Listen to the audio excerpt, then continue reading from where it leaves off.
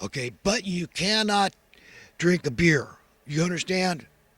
But there's places in America where I'm pretty sure to this day, I don't look into, I'm not into this stuff, but I mean, there's brothels, legal ones in like, what, Nevada, Carson City, right? I don't know if Nevada's the only state, but I mean, I think it's pretty much the cops have given up on this situation. I mean, they know prostitution goes on. It's going on. As far as I know, I mean, what's an escort? Online, all this stuff. I don't do any online dating. I'm not interested in that. Only date I want with a girl is because she likes me, she wants to date with me, and we'll enjoy ourselves. We'll have a good time. But you know what? When it comes to money, I want her to have the same attitude about money that I do. It doesn't matter. And it's tough for a guy like me, a bachelor, single guy, because I know that women love money. I mean, I think that on average, okay, I don't want to be judgmental, but I would say that women love money more than men. And it's because they are the females. They're the baby makers. They're the nesters. They want the security. They don't, they want to make sure they're going to have secure shelter and food. And, it just, I think it's understood. I'm not judging them, but, I think they probably love money on average a little more than men. And so we all know that the girls like a guy that's loaded, right? They want that's attractive. We all know that. That's just a fact. And so it makes it tough for guys like me because I don't see prosperity, at least and currently, as a way out for me. Even though I'd like to be more attractive to women. I wouldn't mind being rich and being, they look at, ooh, look, that guy, he's a good prospect, he's doing good financially. Ooh, look at him. No, I want her to want me for other reasons, just the same reasons a woman really wants a man. The reason I really want a girl, because I want to hold. I want the intimacy. I want to hold her. I want to caress her. I want to snuggle her. I mean, I just want to feel whole. And I know that, God is male and female. And, I know that, a man is very tough to be right, feel right without a woman. And I would rather have that more than anything, And money is just a turnoff in a way. I think, being poor, I'm more likely to find the right woman, but is she even out there? How many women, date a guy? I can afford to take her out to a nice place, and it's not. I'm not poverty stricken, and compared to a lot of guys, I live like a king. I've got financial security coming out the wazoo. I feel spoiled. I feel guilty at my degree of prosperity now. That's the honest to God truth. God knows. I mean, like I say, who doesn't spend a nickel frivolously? But that nickel we spend frivolously could go to buy a bowl of rice for a child that now he's going to starve because we needed it to buy this that we absolutely didn't need. God knows. Everything's laid bare to God. You understand how we should all feel compunction, a godly compunction about this thing. We're going to feel ashamed of something. That's the fear of the Lord, man. Is saying, oh my God, things look so entirely different through God's point of view than ours. Okay? We should all be rich from birth. That's coming.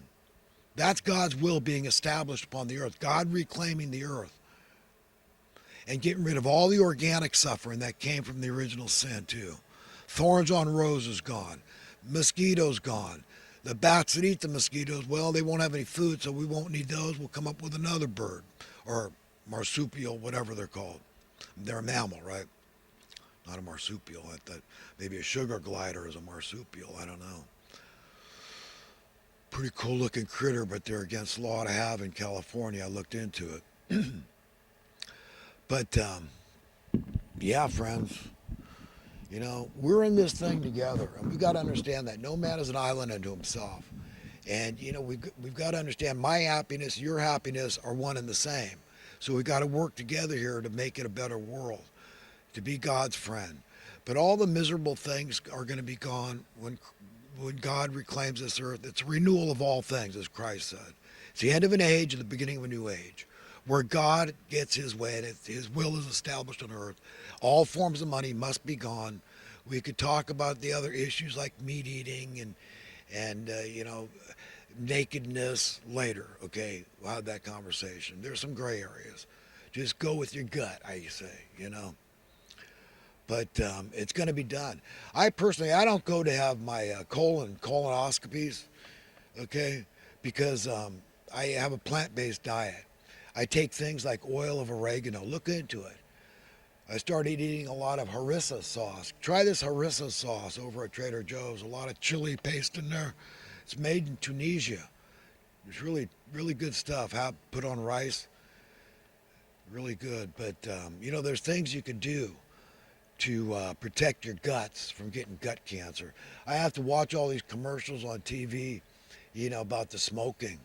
And I think to myself, why don't they have those on for the meat eaters? Because we all know, I mean, the doctors will tell you, yeah, too much meat eating. John Wayne died with 50 pounds or something of undigested red meat in his guts. Yeah, too much meat on meat contact causes cancer. Okay? The healthiest diet is vegetable, and people could say, or plant based. That includes grains, nuts, seeds, all that stuff. A lot of stuff is plant based, but we don't think of it like that. But gorillas, look at. I mean, they kick any guy's butt. But what are they eating? Bananas and leaves and crap, man. So we could probably do that same thing. You can be big and tough and strong on plant-based stuff. So I'm just saying, what if we run some ads with people dying of colon cancer and telling people, stop, don't eat beef. You kid, you're lying to yourself. Oh, look at me, I'm dying of colon cancer, gut cancer, rectal cancer. Yeah, let's run some ads like that. Don't eat meat. Stop eating meat. Or how about the sugar in the soda pop? Show somebody with diabetes getting their limbs cut off. Stop, don't drink the soda pop. It's toxic, it's poison. I mean, just go online and you can research it for yourself. It's toxic. You get a lot of BS, man. There's so much BS in this world. You want to do what's right in your life, you've got to do your own research, friends. Don't listen to any human. Make God your best friend. I can't save your life. I can't save my own life. I can't save my children's lives. They can't save my life. I'm nobody's best friend. God is our best friend. Okay, He can save our lives and put us in a better world. Give us a better world with an imperishable body. And His will is done, and our level of joy goes through the roof. Peace, contentment, freedom, and prosperity. All the good things we all want. Safety and security. God wants us to have them. It only makes sense. It's only logical. Everything negative gone, organic and inorganic. That's the invented problems we have and the organic ones. All the diseases gone, all the natural disasters, all the inclement weather, everything unpleasant that bugs you organically now, gone. Yep, that's right, friends. Death gone. I want to be there, don't you? Yeah, my mother's parents came from Eastern Europe, Dalmatia. And that might be one of the reasons why I'm so opposed. I've got relatives being slaughtered over there right now. And, how it is when it's always a little closer to home, it always hurts a little more. And I'm very sad about what's going on in there. The Russians aren't going to win. The Ukrainians aren't going to win. There's no winners in war. I think about the idea that these places that manufacture tiny homes and whatnot for the homeless, that they ought to solicit the homeless to do with these jobs. Okay, these guys would like nothing more to be appreciated and useful. And what better way to put them to work? Give them the opportunity. Provide the tools at least. There's all kinds of funding, gifts, grants going to these organizations. We shouldn't have to rely on charity when we're spending $50 billion a year to house poor people that can't afford their housing costs. And all it's done is make the problem worse. There'd be less homelessness if we took that $50 billion subsidy away they call welfare. It's sick and twisted, man. We're so screwed up. It's hard to fathom how far this country has fallen in my lifetime since the assassination of JFK, the debasement of our currency through cost of living inflation. It makes me sick to my stomach what's happened to my country. We're the laughing stock of the planet. I want to be proud of my country. I want to be a shining light example for the rest of the world. It's anything but. Let's change it, friends. Let's work together to change that. Let's unify and go against these evil men, these damn politicians that are colluding together against the best interests of American people, liars and cheaters, in cahoots with the money printing class.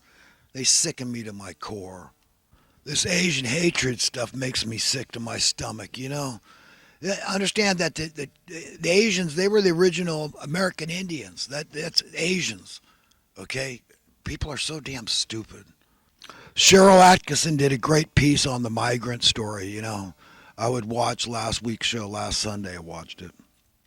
Very poignant. One woman lost her brother, died drowning in the river.